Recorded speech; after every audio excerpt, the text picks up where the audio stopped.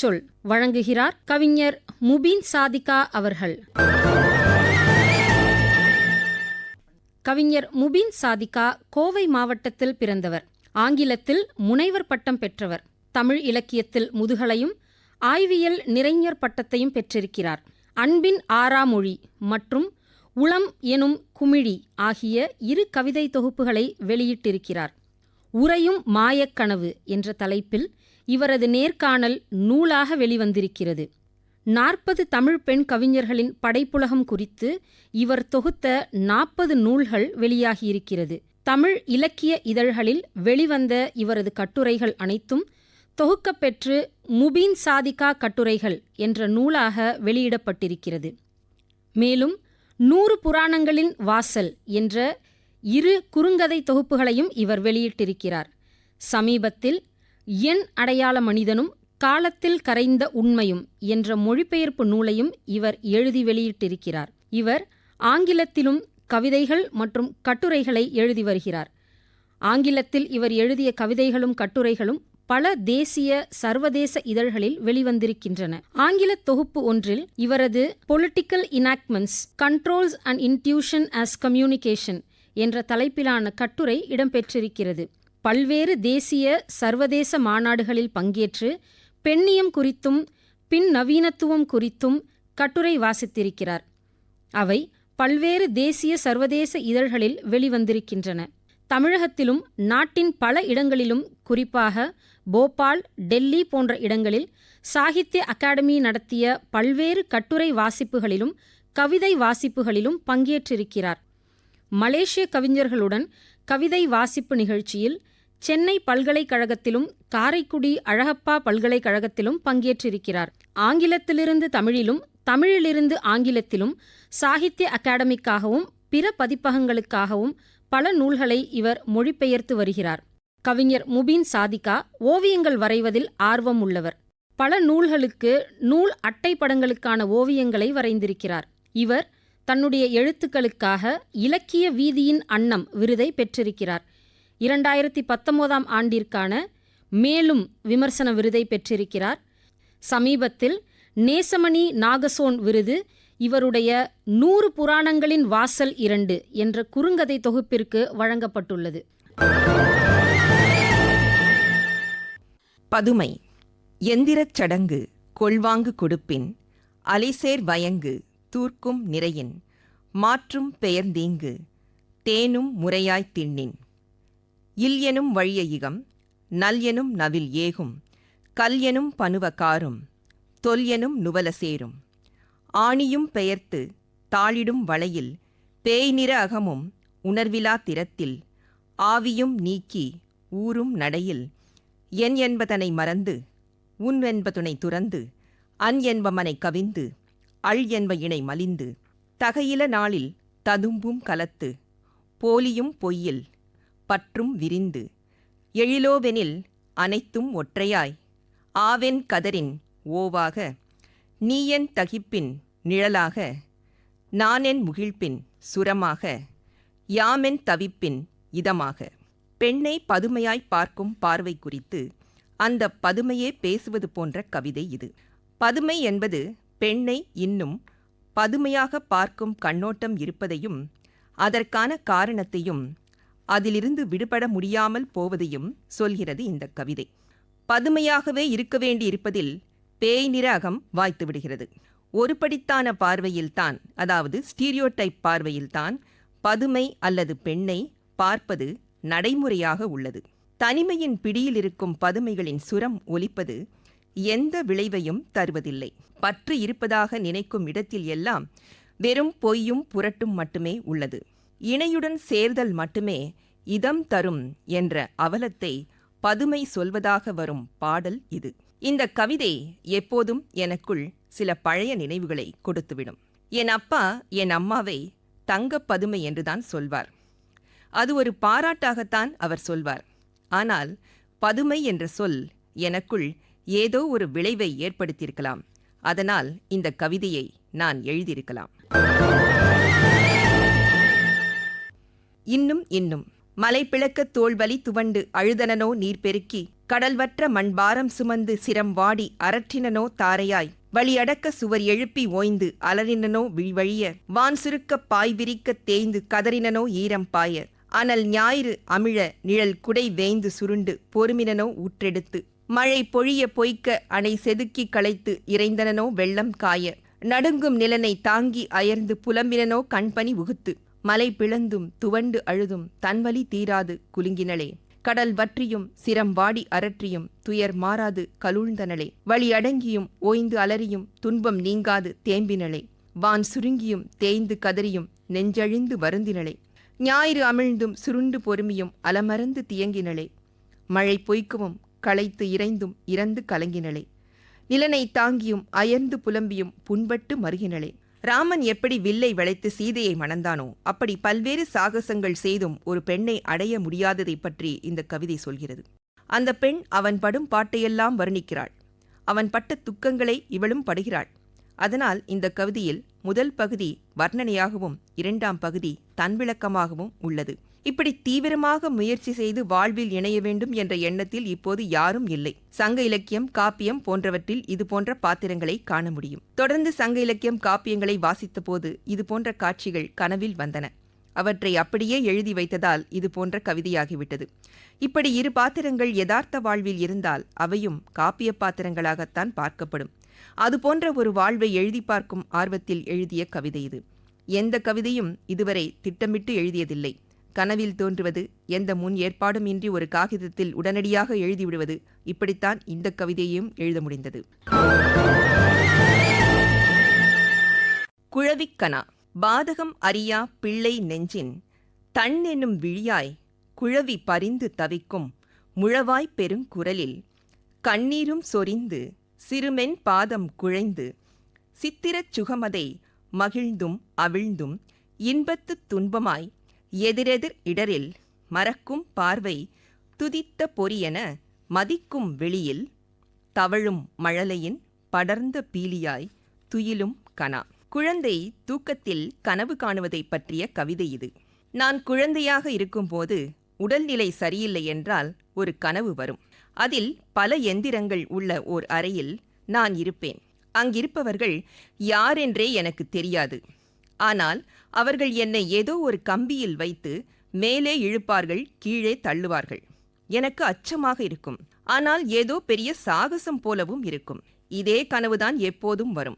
இந்த கனவு வந்தால் உடல்நிலை சரியில்லை என நான் உணர்ந்து கொள்ள முடியும். இப்படி குழந்தைகள் கனவு காணுவது விசித்திரமானதாக, வினோத அனுபவங்களை தருவதாக இருக்கும்.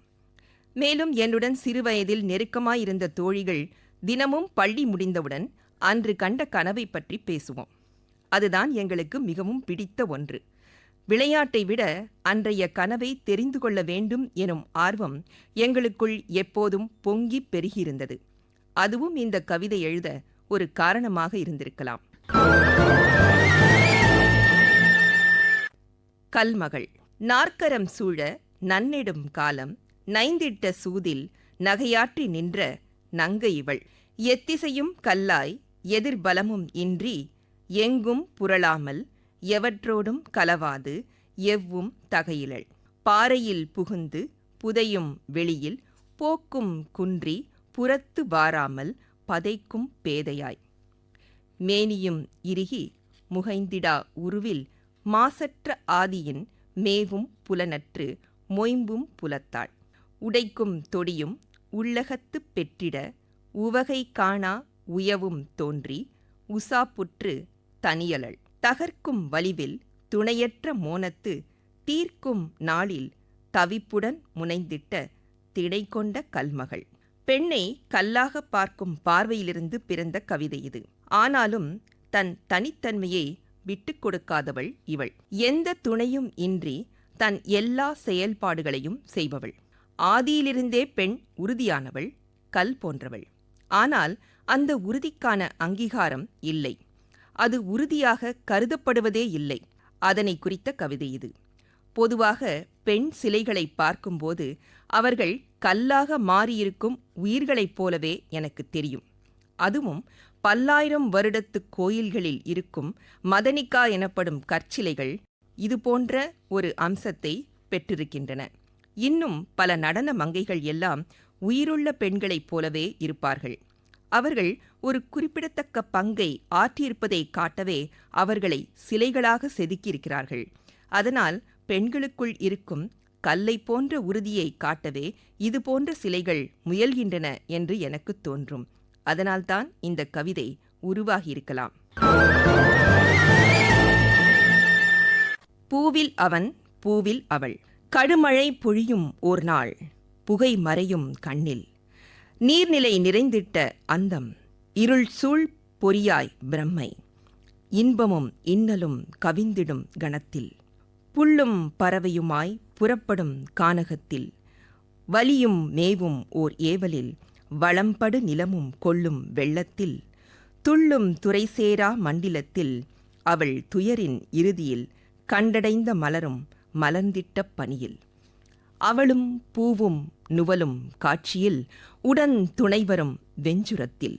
ஏந்தும் கையில் தண்டின் மென்மையில், குளிர்ந்த தேகம் மலர. இணை போகும் இறை தேடி, மலர் சுமந்து அவள் பற்றிய உலாவில் சோறும் வண்ணத்தில். தேர் நகரும் விழாவில், பொழியா தூறலும் ஒழியா கோடையும். அவளோடு பூவும் பெயர, பெருமலர் போகும் பாதை அனலின் பிடியில் கசங்கும். இதழும் கண்ணீர் சொரிந்து மலரும். நாளமும் நொதிந்து கையேந்தி குடை நிழல் வீழ, பொழிலாய் குளிர்ந்து மலியும் மிக மெய்யாய். புஷ்பத்தின் தேனில் குழைந்து அவள் துவளும் வேனிலில், சோறும் விழியும் வழியும் வியர்த்தலில் வெம்மை அம்பு கூர்ப்பாய. நோயும் நிறை கலந்து கசியும் அம்பலும் மறந்து, இல்லம் சேர்ந்து நிலம் அயர. அவள் கிடத்தும் துயிலில் பூவும் சுவர் சாய. வறண்ட மலர் யாக்கை வாடி கூம்பும் நீர் தாழ்ந்து நெகிழ. அவள் இறைஞ்சும் மழையை சாரல் விழும் கணம், பூவும் அவனாய் வடிவாக அவளும் பூவாய் இடம் மாற. மலர் சாபம் நீங்க மகிமை கண்மலர் காணா அவளும், அவள் மலர் ஆகா அவனும். ஈரம் பற்றி இணை பிரியாது நந்தவனம் தேடி அசையும். பெண்ணின் மென்மை குறித்த கவிதை இது. இயற்கையின் படைப்பில் பெண் மிகவும் மென்மையான உயிர் என்றே நினைக்கிறேன். அவளுள் இருக்கும் மென்மை இயற்கையின் அத்தனை மென்மையும் கலந்த ஒன்றாகவே இருக்கும். கல் போன்ற உறுதி இருந்தாலும் பெண்ணின் மென்மைக்கு நிகர் இயற்கையின் பூவும் நீரும் தென்றலும் பனியும் போல் சில பொருட்களை சொல்லலாம். அதுபோன்ற மென்மையை கோர்த்து பெண்ணின் உள்ளத்தில் படிந்திருக்கும் எண்ணங்களை சேர்த்து கலவையாக்கினால் கவிதை எழுதுவது சாத்தியம். அவளுள் இணை பற்றிய கனவும் மென்மையான மலர் போல் இருப்பதையும் இந்த கவிதைக்குள் காண முடியும். நம் சங்க இலக்கியத்தில் இது போன்ற பல காட்சிகள் வர்ணிக்கப்பட்டிருக்கின்றன. அவை எல்லாமே பெண்ணின் மென்மையை பற்றிய சாட்சிகளாக இருக்கின்றன. அவை போன்ற கவிதைகளை எழுதி பார்த்தால் என்ன என்ற எண்ணத்தில் உருவான கவிதையாக இருக்கலாம். அவள் கூறும் அவள். அவளின் அவளாய் அவளிடம் புகன்றது. துறவும் கணமாய் யாக்கையும் துறந்து, மறைநிறை காணா பொய்கையும் மறந்து, உருக்கொள் விதியில் செய்கையும் உவந்து, அவளின்பால் அவளும் அவளாக உரைத்து, மூழ்கும் அழுங்கலில் அரற்றி முயங்கிட, வீழும் வேட்கையில் பிதற்றி விலகிட, கலூழும் கண்ணீரில் சிதறி கலந்திட, அவள்வையின் அவளாக அவளோடு செப்பியது. நோயும் தூர்ந்து நோற்றலில் நேரும், மம்மரும் தேர்ந்து அமிழ்தலில் மீறும், இடும்பையும் இகந்து இழுத்தலில் இடரும், அவளால் அவளே அவளுள் நவின்றது. தனக்குத்தானே பேசிக்கொள்வது எப்போதும் நம்மில் நடப்பதுதான். அதுபோல் ஒரு பெண் தனக்குள் பலவாறு பேசிக்கொள்வது குறித்த கவிதை இது. பல எண்ணங்கள் அவளுக்குள் மாறி மாறி வருகின்றன. துறவு பூண்டு விடலாம் என்று தோன்றும். இந்த உலகத்தின் துன்பத்தை போக்கும் வழி தெரியாமல் அரற்றுவதும் அழுவதும் மட்டுமே எப்போதும் அவளுக்கு உரியதாக உள்ளது.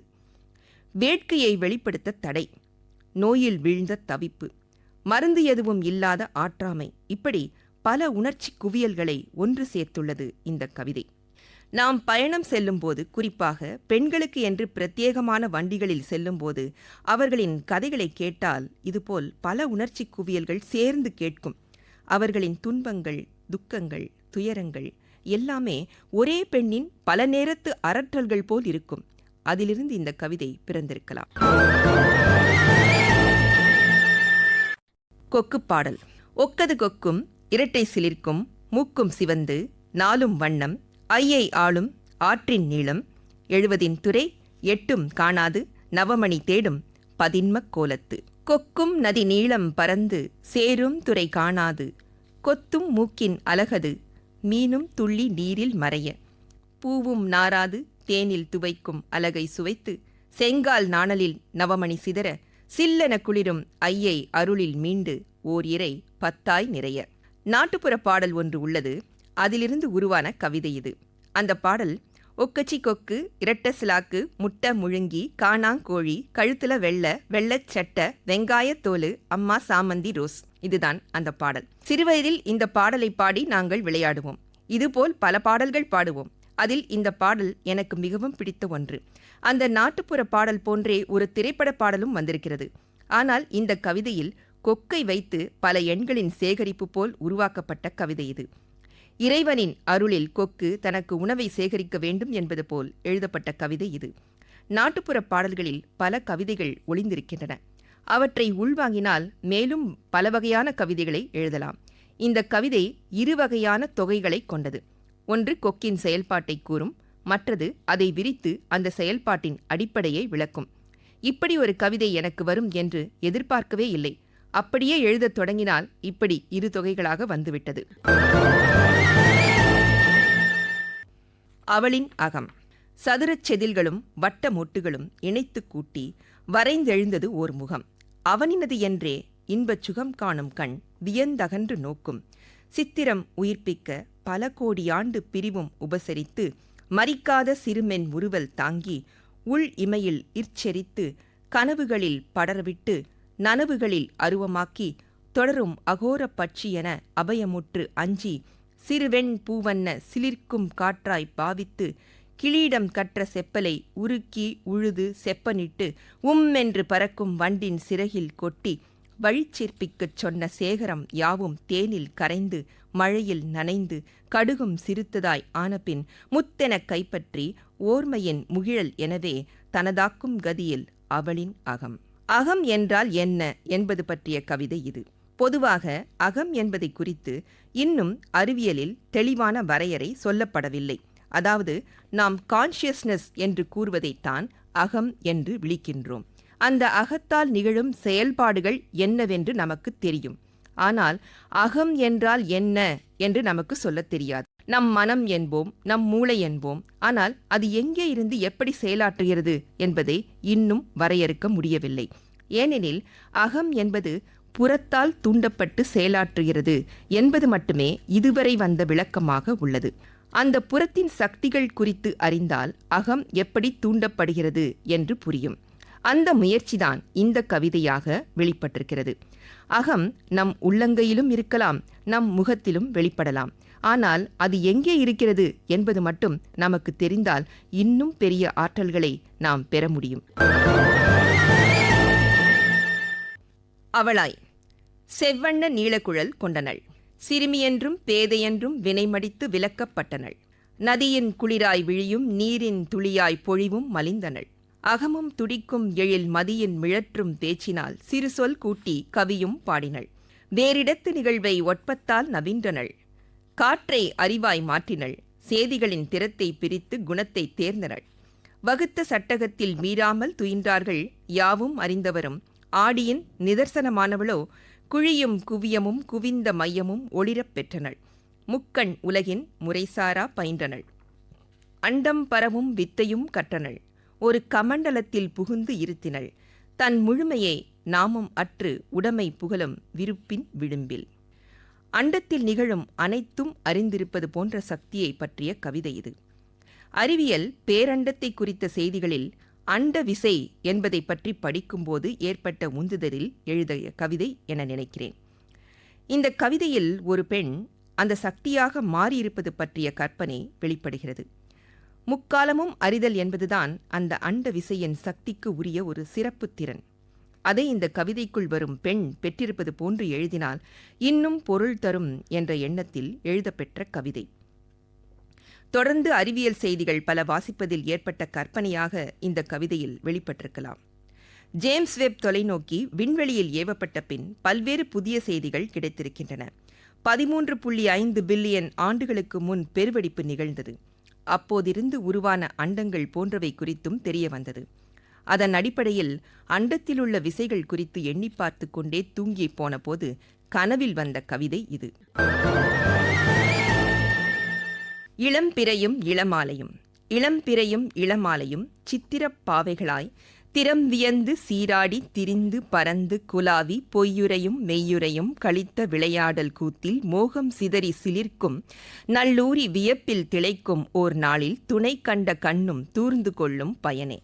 இளம்பிறை நாணி வில்லாளுடன் சேரும் முன்பனி இரவில் மாயும் ஓர் நிறை கண்டு நிலவின் சித்திர ஒளியில் பூக்கும் சிறுமலர் அள்ளி நன்னும் தேனை சுவைக்கும் செவ்வியும் நுகர்ந்து கூம்பும் முற்றதனில் கள்ளும் முயங்கும் சாரின் அமுதாய் வழியும் திருநடை காணும் கணமே. இளமாலை வெறும் இணை காணா மையலில் தோற்கும் சதிரில் வெந்து ஆற்றும் வினையில் ஓர் சதிப்புனையும் திருவாய் சுற்றி முனை வியங்கும் தலை சோறும் திரை சாய திட்டத்துப் பெற்றியில் உயிர் பறிக்கும் வாளும் மறைத்து துயர் நீக்கும் முறைநவில் களனே.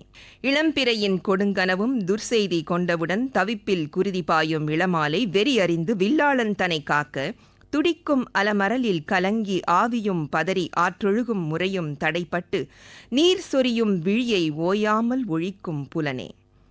இளம்பிறை உபாயம் கண்டு இளமாலை தன் கனவில் குறிப்பும் மாற்றி கொலை திசை திரிபும் தெற்றும் பெற்று கூர்முனை வேல்பாயும் பாய்வு சோர்தரன் மார்பில் குத்திட்ட நிலை வாகை சோர வில்லாளன் முகமாய் பெருகும் காட்சியில் உதிரம் தெரிக்கும் வல்லூரும் பரந்த நிலனே. இந்த கவிதைக்குள் ஒரு கதை இருக்கிறது. இளமாலையும் இளம்பிறையும் தோழிகள், விளையாடி கழித்து இருந்தவர்கள். அவர்களில் ஒருத்தி காதல் வயப்பட்டவுடன் மற்றவளுக்கு பெரும் ஆற்றாமையும் கோபமும் வந்துவிடுகிறது. தன் தோழியை ஒருவன் தன்னிடமிருந்து பிரித்துச் சென்று விடுவான் என்ற எண்ணத்தில் அவனை கொல்லும் அளவுக்கு அவள் துணிந்து விடுகிறாள். அது மட்டுமல்லாமல் அவளுடன் ஓர் இணை கிடைக்காத சோகமும் அவளை வாட்டுகிறது. அவர்களுக்குள் எந்த அளவுக்கு நட்பு இருந்திருக்கிறது என்றால், ஒருவருடைய கனவில் என்ன வருகிறது என்று புரிந்து கொள்ளும் அளவுக்கு அவர்கள் நட்பாக இருந்திருக்கிறார்கள். அதனால் அந்த கனவில் தன்னுடைய இணையை மாற்றி கற்பனை செய்கிறாள் அவள். அதனால் தோழியை திசை மாற்ற உதவும் என நினைக்கிறாள். அப்படியே அவளும் திசை மாறி தோழியின் காதலன் தப்பிக்கிறான். இதுதான் அந்த கதை. பொதுவாக பொறாமை உணர்வு குறித்து தொடர்ந்து எனக்குள் ஒரு சிந்தனை ஓடிக்கொண்டே இருக்கும். நம்முடைய மனித இனம் தந்தை முதன்மை சமுதாயமாக இருப்பதால் ஆண் பெண் இருவரும் மனித மறு உற்பத்திக்கான எந்திரங்களாக மாறி ஆணை முன்வைத்து பெண்கள் பொறாமை கொள்வதும் அதேபோல் பெண்ணை முன்வைத்து ஆண்கள் பொறாமை கொள்வதும் மிகவும் இயல்பான ஒன்றாக உருவாகிவிட்டிருக்கிறது. இப்படி நடந்து கொள்வது நம் ஆளுமைக்குள் உள்ள குறையாக எப்போதும் நினைத்து பார்ப்பதே இல்லை. அதுபோன்ற ஒரு விழிப்புணர்வு எப்போது கிடைக்கும் என்று எண்ணி பார்த்து பல கதைகளை எழுதியிருக்கிறேன். அதன் தாக்கத்தில் எழுதப்பட்ட ஒரு கவிதையாக இதுவும் இருக்கலாம். அவள் புனையும் அவள். விற்றென இறக்கை விரித்து கொத்திச் செல்லும் தும்பியின் ஊனும் அவளாகியதோ. பருத்த சிற்றுடல் ஏந்திச் செல்லும் பேதையை தன் குகை தானறிய கொம்பும் கண்டு அஞ்சும் அறிவை அறியாதோ அதன் பாதை. பரந்த யாக்கை தையலை தாங்கும் தன் இனம் சேரா மாற்றுயிர் தனதாக்க சில்லென் பறக்கும் வண்டுகளும் உரியதாய் அவள் பரிமளிக்கும் அவ்வமயத்தின் கணத்தினை கனவாக்கி விதைக்கும். ஐந்தறிவாய் முளைத்தும் குழலியின் தேனார்க்க சுவை பாடும் அன்றிலும் அவளின் நடை பழகி விதிமாற கான் காணும் ஞாலத்தில் பிரிவும் துயரறுத்து அவள் கீ என்றே இசைக்க குயிலின் பெருமை கோலோச்சி தனி வழி செல்ல மந்தியும் தாவி கற்பிக்கும் பிடிதனை அவள் கலூழ்ந்து சேர மானின் எழிலும் அவளோடு ஏக நீர்ப்பருகும் ஓடைதனில் முகம் கண்டு பிளிரும் களிற்றின் செவி பிடித்து அவளும் கிளையமர குன்றேறி அரற்றும் வரிமா கவ்வும் முயலை அவளிடம் பகிர தும்பியும் அவளுமாய் ஒருங்குற்று இல்நெறி படைக்க கோள் நிறைக்கும் கனியவள் வண்டவள் வானவள் மீனவள் மந்தியவள் களிரவள் முயலவள் வரிமா தானவள். எல்லா விலங்குகளிலும் பெண்ணினம் சிறப்பு வாய்ந்தது. அதனை குறித்த கவிதை இது. பெண் என்ற தனித்தன்மை அது மீனானாலும் குரங்கானாலும் களிரானாலும் புலியானாலும் எந்த விலங்கானாலும் அதன் வெளிப்பட்டே தீரும்.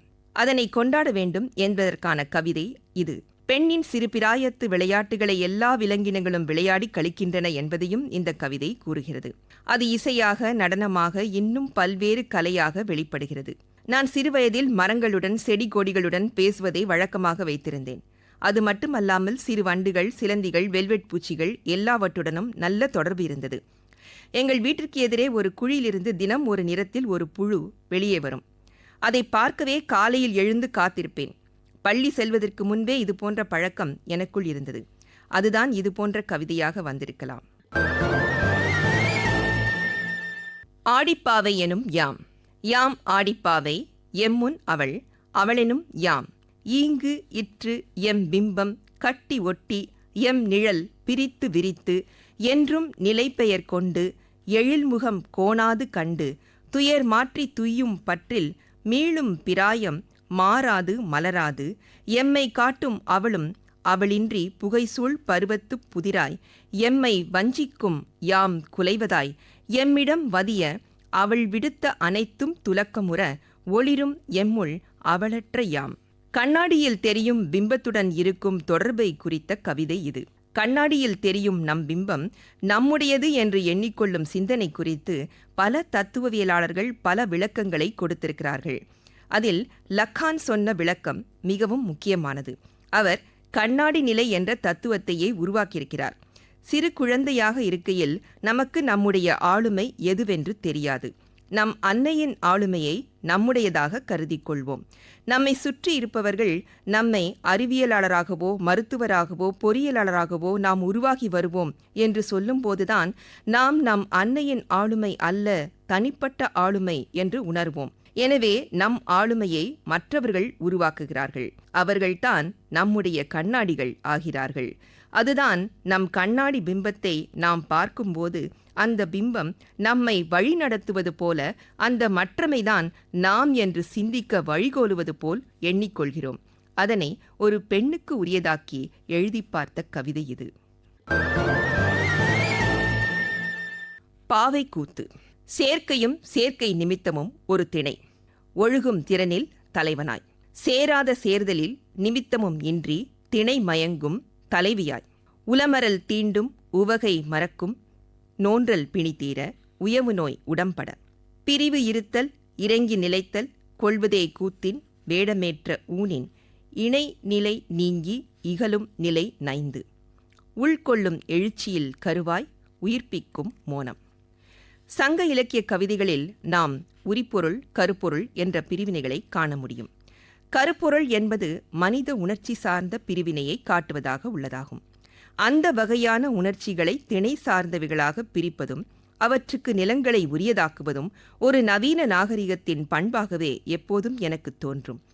அந்த வகையான கருப்பொருள்களை பற்றி அடிக்கடி சிந்தனை செய்ததால் உருவான கவிதையாக இது இருக்கலாம். மேலும் இந்த கவிதை மனித உணர்ச்சிகளை ஒரு நாடகம் போல் சித்தரித்திருப்பதை கவனிக்கலாம். ஏனெனில் சங்க இலக்கிய கவிதைகள் மனித வாழ்வியலுடன் கலந்த உள்ளடக்கத்தை பாடல்களாக்குகையில் இசையும் அதனுள் கலந்திருக்கும். அந்த பாடல்களை நாடகமாக்கியும் பார்க்க முடியும். அதுபோன்ற ஒரு தன்மையை உள்ளிணைத்த எழுத்து குறித்து உள்வாங்கி தொடர்ந்து முயற்சிக்கையில் இதுபோன்ற கவிதை எழுதுவது சாத்தியமாகியுள்ளது. கிளிமாயம். சோளக்கருது காற்றில் பறக்க கிளியான அவள் மிகச் சிரித்து அக்கருதில் ஒட்டி சிறு துணுக்கெல்லாம் சிதறிச் சிதறி கிளிக்கூட்டம் கொத்தித் தின்ன சோளத்தின் மனம் பறவையின் நாசியில் புகுந்து அவளுள் நிறைய வயல் முழுதும் பரவும் அவளும் கிளிகளை துரத்தி ஒரு நொடியில் கருதின் அணுவில் இழைந்து சோளமென மாறி கிளிகளின் உணவாயினளே. பெண்ணால் பிறந்து பெண்ணாவது என்பதுதான் கவிதையின் மையம். உணவாக மாறும் பெண், அதேபோல் எல்லா உயிர்களுக்கும் இருப்பதும் பெண். இதைத்தான் இந்த கவிதை சொல்கிறது. பெண்ணின் விளையாட்டைப் போல் எல்லா உயிரினங்களுக்கும் விளையாட்டு உண்டு. அதனை ஒரு பெண் விளையாடுவது போல் சொல்லும் கவிதை இது.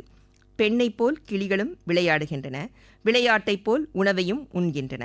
உயிருக்கும் உயிரற்றதற்கும் இடையில் உருமாறி திளைப்பது என்பதை பற்றிய கவிதை இது.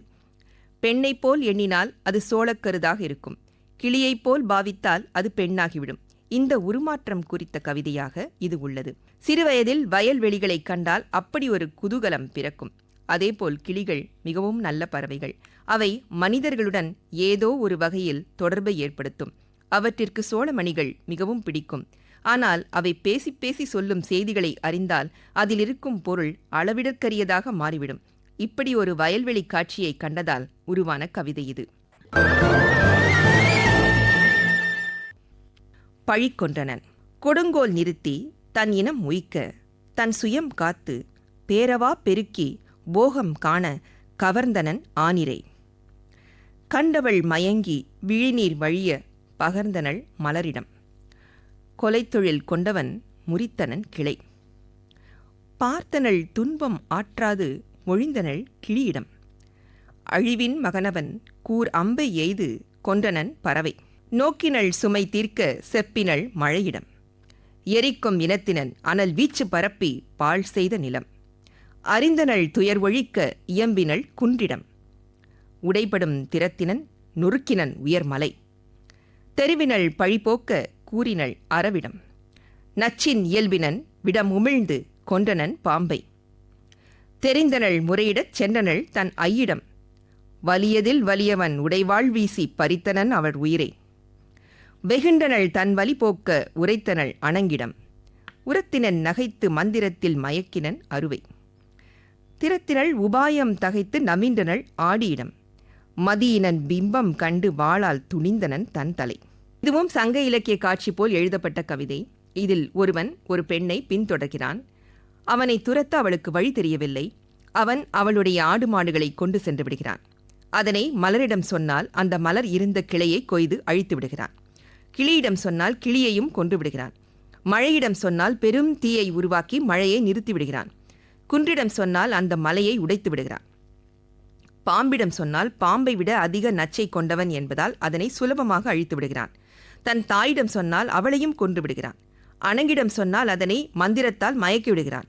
அவனை எப்படி அடக்குவது என்று யோசித்து ஒரு வழி கண்டுபிடிக்கிறாள். ஒரு கண்ணாடியிடம் சொல்கிறாள். அவனும் தன் பிரதிபலிப்பை கண்டு அது வேறு யாரோ என்று நினைத்து அதனை வெட்ட தன் தலையை போக்கிக் கொள்கிறான். ஒரு கதை போல் உள்ள கவிதை இது. சங்க இலக்கியத்தில் காப்பியங்களில் இது போன்ற கதைகளை காண முடியும். அதுபோல் கவிதைக்குள் கதைகளை உருவாக்கும் ஆர்வத்தில் எழுதப்பட்ட கவிதை. உயிர்ச்சொல்.